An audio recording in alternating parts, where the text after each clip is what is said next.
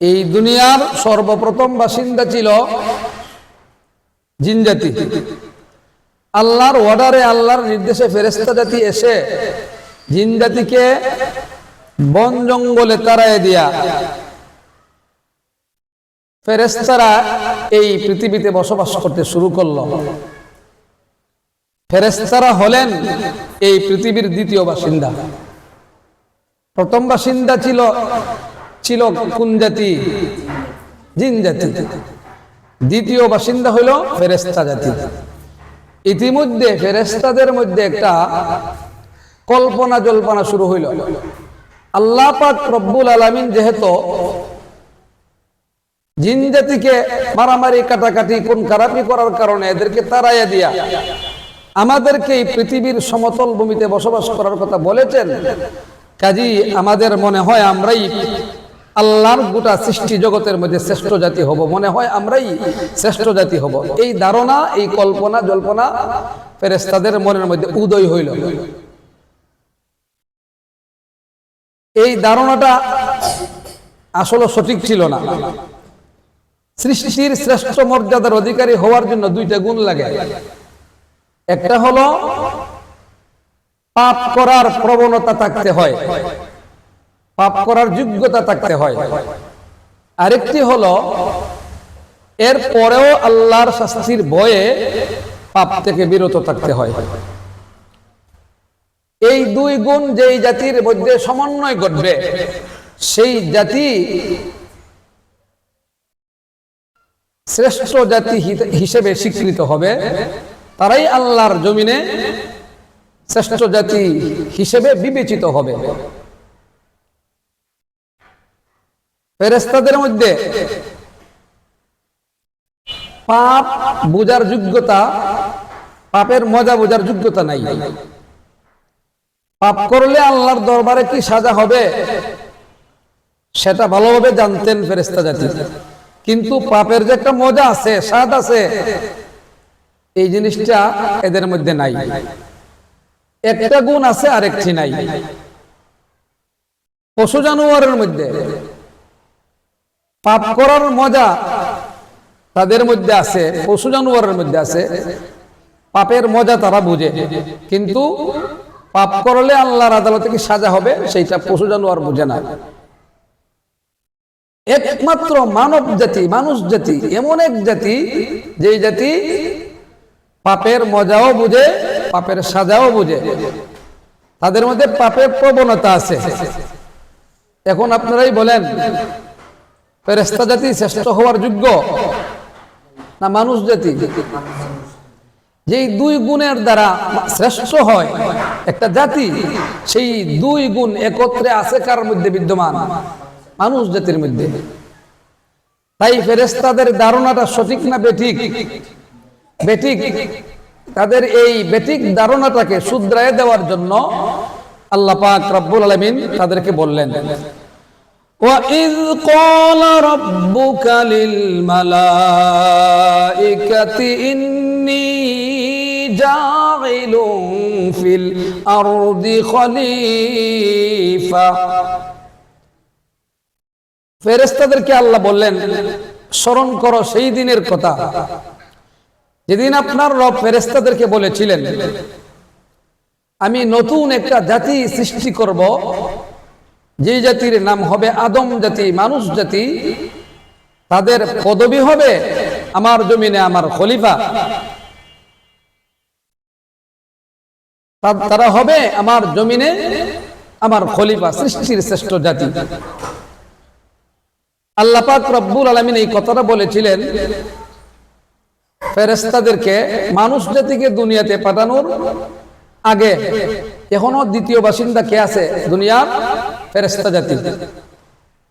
আল্লাহ পাক রব্বুল আলামিন আদম জাতিকে সৃষ্টি করার পূর্বে, সৃষ্টি করার আগে ফেরেশতাদের সামনে আদম সৃষ্টি করার কথাটা ব্যক্ত করলেন যে আমি নতুন একটা জাতি তৈরি করব, যেই জাতির নাম হবে আদম জাতি, আর এদের পদবী হবে আমার জমিনে আমার খলিফা।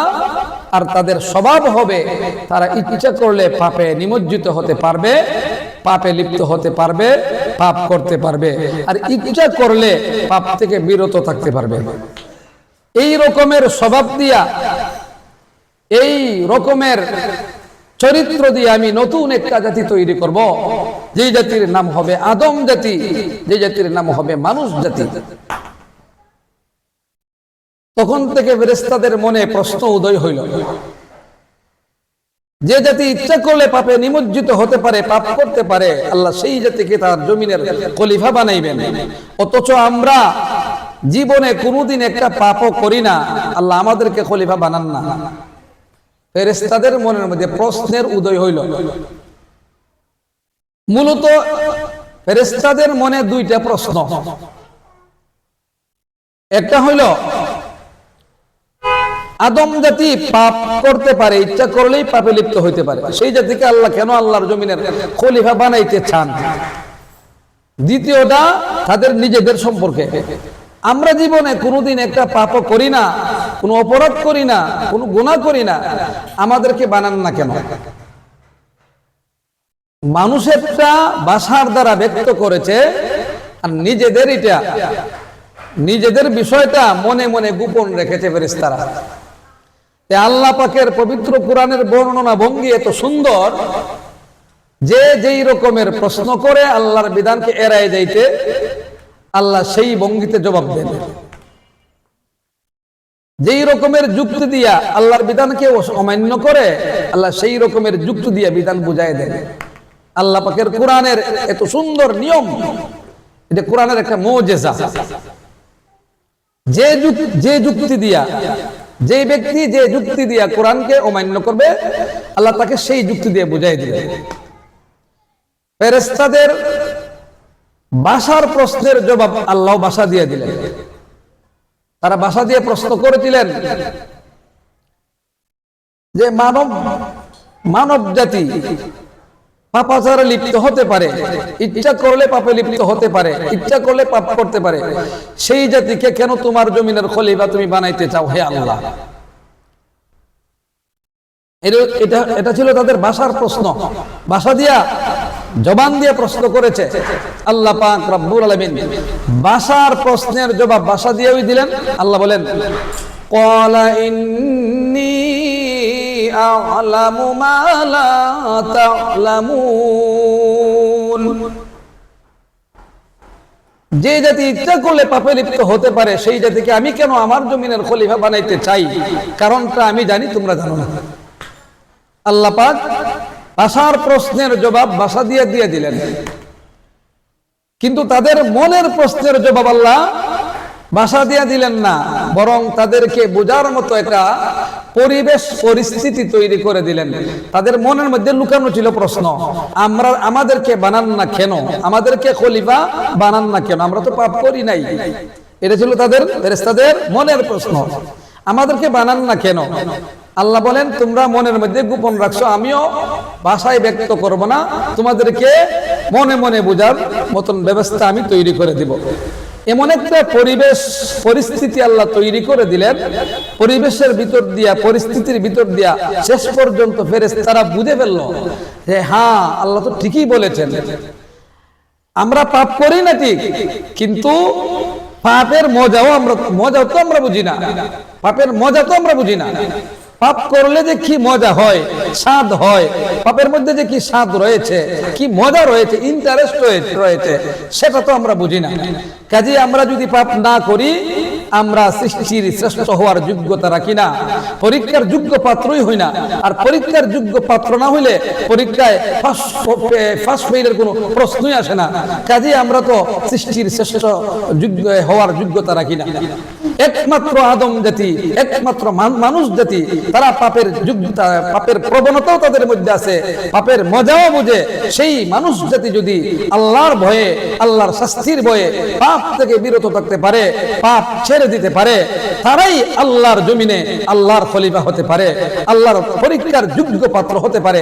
একমাত্র মানুষ জাতি যখন ফেরেশতারা বুঝতে পারলেন, তখন আল্লাহ পাককে তারা বললেন, قالوا سبحانك لا علم لنا إلا ما علمتنا إنك أنت العليم الحكيم। হে আল্লাহ, আমরা বুঝতে পেরেছি, আমরা অবান্তর একটা প্রশ্ন করেছিলাম আপনাকে, আমাদের মধ্যে পাপের মজা বোঝার যোগ্যতাই নাই, কাজে আমরা পাপ থেকে বিরত থাকলেও আমরা সৃষ্টির শ্রেষ্ঠ হওয়ার যোগ্যতা রাখি না। আমরা বুঝতে পেরেছি হে আল্লাহ, আমাদের পক্ষ থেকে ভুল হয়ে গেছে, না বুঝিয়া না জানিয়া আমরা একটা অবান্তর প্রশ্ন করে ফেলেছি, সেই প্রশ্নটা আমাদের ভুল হয়ে গেছে। আল্লাহ আমাদেরকে ক্ষমা করেন, আমাদেরকে মাফ করেন। তারা আল্লাহর কাছ থেকে ক্ষমা পাওয়ার জন্য শুধু মৌখিকভাবে বলে নাই, বরং ফেরেশতাগণ আল্লাহ রাব্বুল আলামিনের কাছে একটা ইবাদতকে উসিলা হিসেবে পেশ করলেন। সেই ইবাদতটা কি? 7 আসমানের উপরে খানায়ে কাবার বরাবর একবারে উপরে 7 আসমানের উপরে আল্লাহর নূরের তৈরি একটা মসজিদ আছে, বাইতুল মামুর। এই বাইতুল মামুর মসজিদের বিবরণ দিয়ে আল্লাহ কোরআনে বলেন, ওয়াত্তুরি ওয়া কিতাবিম মাসতুর ফি রাক্কিম মানসুর ওয়াল বাইতিল মামুর। বাইতুল মামুর মসজিদের আল্লাহ কসম খেয়েছেন। এই বাইতুল মামুর মসজিদটা সোজাসুজি কাবা শরীফের একবারে উপরে, একবারে বরাবরে 7 আসমানের উপরে অবস্থিত নির্মিত মসজিদ। ওই মসজিদে ফেরেশতারা তাওয়াফ করলেন। এই মসজিদের তাওয়াফ করে, আল্লাহর ঘরের তাওয়াফ করে, এই তাওয়াফটাকে আল্লাহর দরবারে উসিলা হিসেবে পেশ করেছেন। তারা যে অবান্তর প্রশ্ন করেছিলেন, না জানিয়া না বুঝিয়া যেই প্রশ্নটা করেছিলেন, সেই প্রশ্নটা যেহেতু অবান্তর ছিল, এই প্রশ্নের অবান্তর প্রশ্ন থেকে নিজেদেরকে বাঁচানোর জন্য নিজেদের অপরাধ মনে করে আল্লাহর দরবারে এই ইবাদতটাকে পেশ করে আল্লাহ পাকের দরবারে বললেন, হে আল্লাহ, আমরা না জানিয়া না বুঝিয়া প্রশ্ন করে ফেলেছি, প্রশ্ন করা উচিত হয় নাই। আমরা তোমার দরবারে তোমার ঘরের তাওয়াফকে উসিলা হিসেবে পেশ করলাম, এর উসিলায় আমাদের অবান্তর প্রশ্ন করার প্রসঙ্গটাকে আপনি মাফ করে দেন, ক্ষমা করে দেন। আল্লাহ রাব্বুল আলামিন তাদেরকে বললেন, হে আমার ফেরেশতারা, তোমরা একটা বিষয়, একটা জিনিস জানার জন্য প্রশ্ন করেছো, এটা তো কোনো অপরাধ নয়। একটা জিনিস জানো না, জানার জন্য প্রশ্ন করেছো, এটা কোনো অপরাধ নয়। এরপরেও তোমরা 7 আসমানের উপরে আমার ঘরের তাওয়াফ করে এই তাওয়াফটাকে তোমরা উসিলা হিসেবে পেশ করেছো আমার দরবারে, যেন তোমাদের অবান্তর প্রশ্ন করার প্রসঙ্গটা আমি মাফ করে দেই। তাহলে শুনে রাখো, জেনে রাখো, হে ফেরেশতার দল, আমার যে সমস্ত বান্দা বান্দারা পৃথিবীতে যাইবে, দুনিয়াতে যাইবে, দুনিয়াটা পাপের পরিবেশ, সেখানে গিয়ে যদি আমার কোনো বান্দা বান্দি মনের আকর্ষণে, মনের টানে, তারা যেহেতু পাপের মজাও বুঝে, সাজাও বুঝে, পাপের মজা বুঝে যাইতেছে, কাজেই তারা যদি সেখানে গিয়া মনের আকর্ষণে, মনের টানে পাপাচারে লিপ্ত হয়ে যায়, পাপ করে ফেলে, গুনাহ করে ফেলে, অপরাধ করে ফেলে, তাহলে তারা তো এই গুনার, এই অপরাধের জন্য 7 আসমানের উপরে উঠে বাইতুল মামুর মসজিদের তাওয়াফ করতেও পারবে না, জীবনের গুনাহ মাফ করাইতেও পারবে না। তাহলে তারা কিভাবে মাফ পাইবে? তারা কিভাবে জীবনের গুনাহ মাফ করাবে? এর ব্যবস্থা হিসেবে তোমরা যেহেতু বুঝতে পেরেছো যে সৃষ্টির শ্রেষ্ঠ হওয়ার যোগ্যতা তোমরা রাখো না, যোগ্যতা রাখে আদম জাতি, তোমরা যেহেতু বুঝতে পেরেছো, তাই তোমরা একটা কাজ করো, তোমরা ওই বাইতুল মামুর মসজিদের সোজাসুজি জমিনের যে অংশটুকু আছে নিচে, ওইখানে গিয়ে একটা ঘর নির্মাণ করে দিয়ে আসো। এই ঘরটা হইল আল্লাহর ঘর, খানায়ে কাবা। এই ঘরটা নির্মাণ করো, যেন আমার কোন আদম সন্তান দুনিয়াতে গেলে পরে মনের আকর্ষণে যদি পাপে লিপ্ত হয়ে যায়, তারা যেন 7 আসমানের উপরে যাইতে না হয়। তারা যেন এই গড়ের তোয়াব যথারীতি করতে পারে। এই গড়ের তোয়াব যথারীতি করলে আমি আজকে যেমন ভাবে তোমরা আমার বাইতুল মামুর মসজিদের তোয়াফ করে উসিলা হিসাবে পেশ করেছো, আর তোমাদের অবান্তর প্রশ্ন করার প্রসঙ্গটাকে আমি ক্ষমা করে দিয়েছি, ঠিক তেমনি ভাবে আদম সন্তানরা যেন পৃথিবীতে গেলে পরে যদি মনের আকর্ষণে পাপে লিপ্ত হয়ে যায়, তারা যেন আমার ঘর খানায় কাবার তফ করে আমার কাছে ক্ষমা প্রার্থনা করতে পারে, আমি তাদেরকে যেন তোমাদের মতোই মাফ করে দিতে পারি। এই ব্যবস্থা হিসেবে তোমরা এই একটা ঘর নির্মাণ করে দিয়ে আসো। ফেরেশতারা সর্বপ্রথম আদম জাতি দুনিয়াতে আসার 2000 বছর আগে আল্লাহর ঘর খানায় কাবা ফেরেশতারা নির্মাণ করেন আল্লাহর হুকুমে।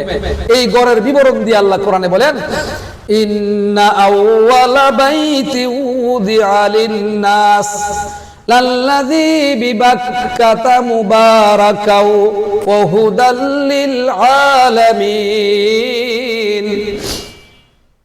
মানুষ জাতির উপকারের জন্য দুনিয়ার জগতে সর্বপ্রথম যেই ঘর নির্মাণ করা হয় সেই ঘরটা হলো মক্কা শরীফের খানায়ে কাবা।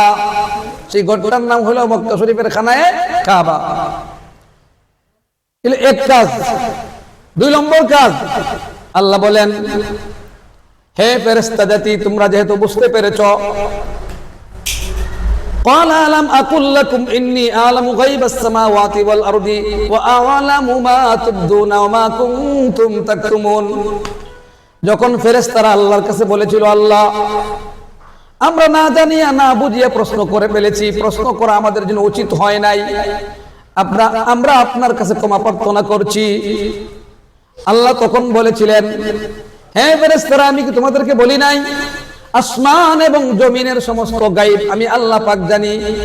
কেন আদম জাতিকে সৃষ্টির শ্রেষ্ঠ মর্যাদা দিতে যাচ্ছি এটার কারণ আমি আল্লাহ পাক জানি।